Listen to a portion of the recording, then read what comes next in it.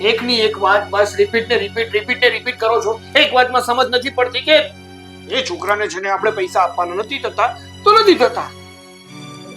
બેટા જેમ મારો કહેવાનો મતલબ એમ છે કે એ છોકરાને હું મારા દીકરા જેવો જ ગણું છું. તો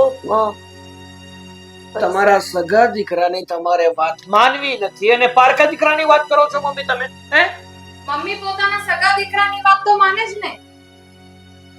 કેમ મમ્મી? શું બોલે છે આ બધું તું? જો પૈસા આપવાની વાત છે ખાલી. એ કેમ કેમ હવે તમારી વાતમાં એ વિશ્વાસ નથી દેખાતો? રાજેશ, આ મમ્મી જે કંઈ પણ કરી રહી છે ને પોતાના સગા દીકરા માટે જ કરી રહી છે. એ આ શું બોલે છે તું? પણ તે પણ મમ્મીની જેમ ભાંગ પીને રાખી છે કે શું?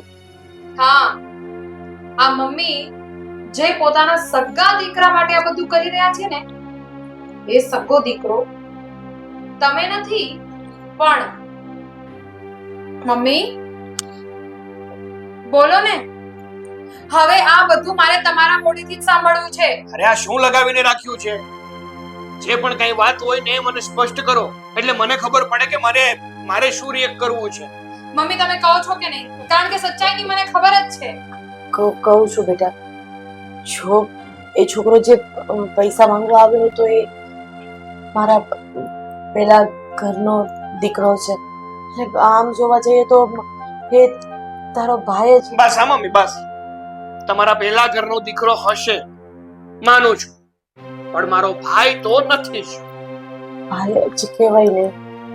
હું શું કહું છું કે તું એને પૈસાની મદદ કરને બેટા. અત્યારે એને પૈસાની જરૂર છે તો આપણે મદદ નહીં કરીએ તો કોણ કરશે? અને તું તો એનો ભાઈ જેવો છે એટલે